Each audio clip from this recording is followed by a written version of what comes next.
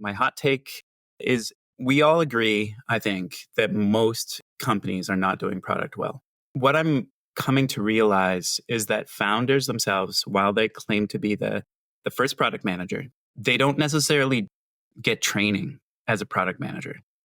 Who trains them as the product manager? Where do they learn? And if you look at things like accelerators, they're largely focused on revenue and sales.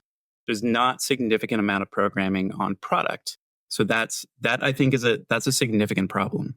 All right, welcome to another episode of One Night in Product Hot Takes Edition, where I speak to one person about one thing, get straight to the point, and find out what's on their mind. Now, if you've got something on your mind, why not head over to onenightinproduct.com/hot, where you can find a time to speak to me, and we can dig into it and share your opinions with the world.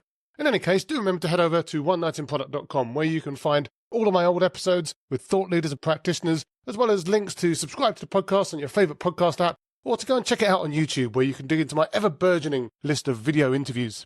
Anyway, enough of me. Let's get straight to Jeremy Kirouac's Hot Take.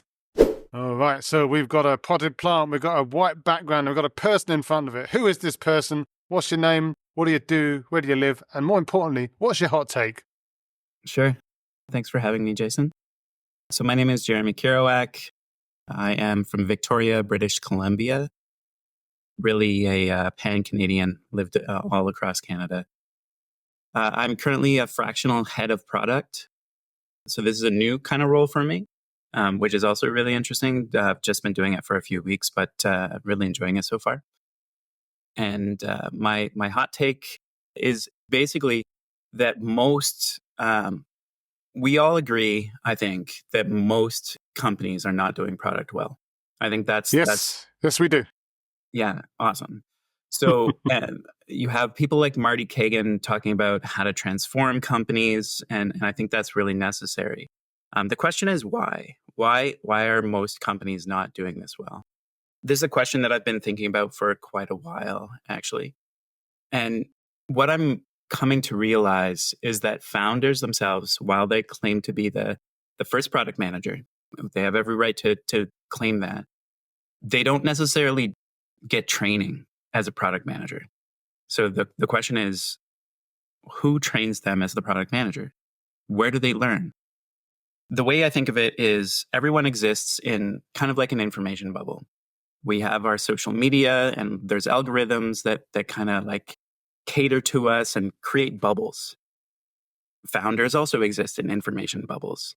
That includes who they talk with, where they get their information from, the types of events that they go to. And if you look at things like accelerators, they're largely focused on revenue and sales, right? They're not really focused on product. So they're not getting their product information there.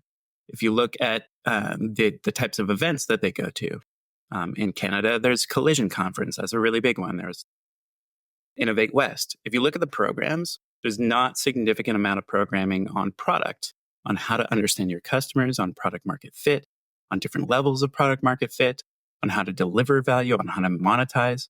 So the information about product, in my mind, is not going to founders.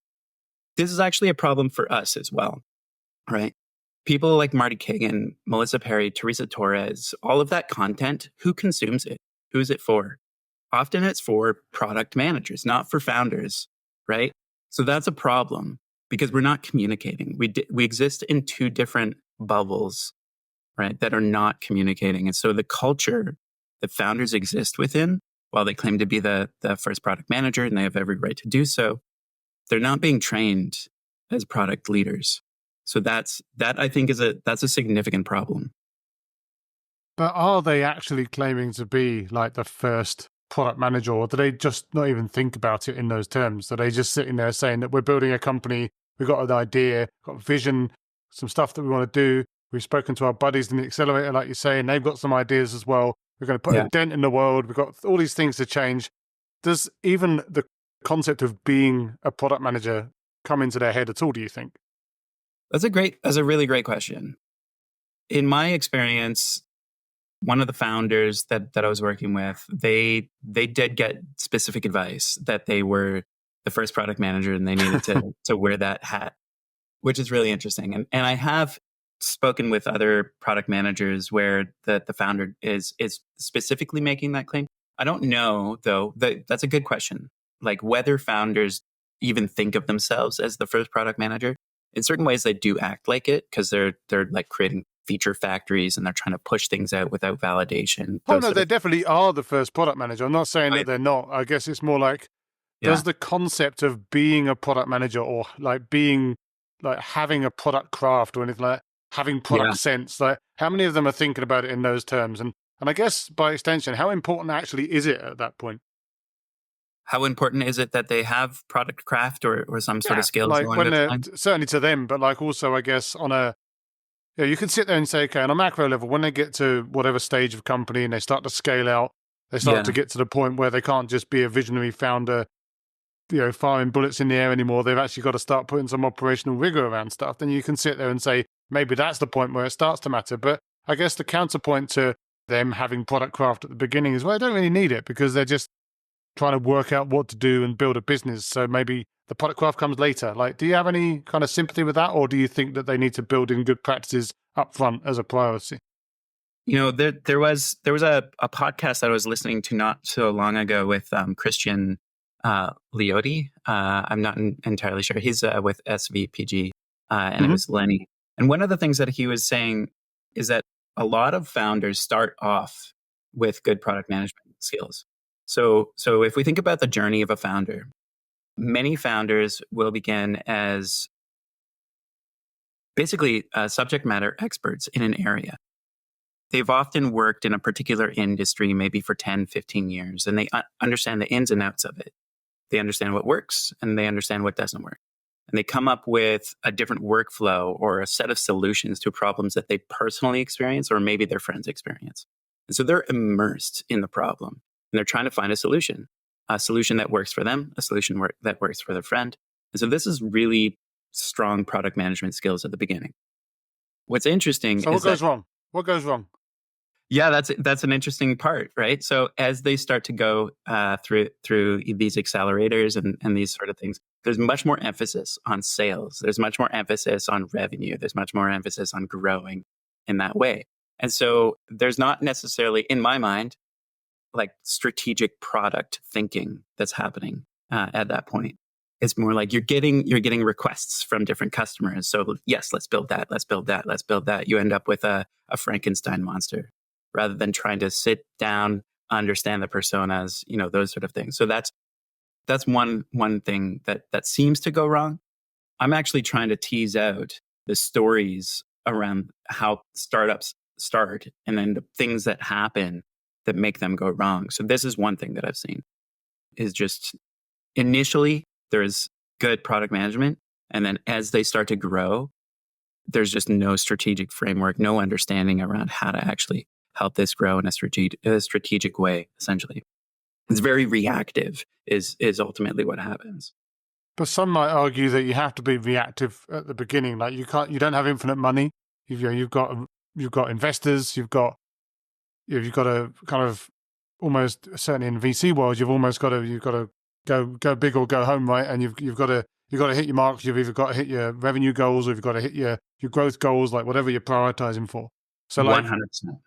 especially in a B2B context as well. I mean, which is obviously my world. Like if I'm looking at B2C, I'm thinking, well, look, there's lots of effectively identical customers from a revenue perspective. Like there's not like one customer that's going to be paying me £500,000 or dollars to use my app. That they're all going to be basically paying me one of 1, 2, or 3 different tiers or whatever like that. Whereas if I'm going into, say, enterprise B2B, then maybe I'm in a situation where one customer, if I do the thing for them and build a bit more Frankenstein, put another bolt in the neck for them, then I'm going to secure the business or secure the future of the business for like another year or something like that. Like, I guess it's Yeah. difficult to argue with that from a kind of a purely business perspective and certainly from an investor's perspective. But do you think then that it's inevitable that they then start to have this kind of unwieldy Frankenstein that is going to kind of grind to a halt in the future? Or do you think that there's like a point where they can almost row back, or where is that point, I guess?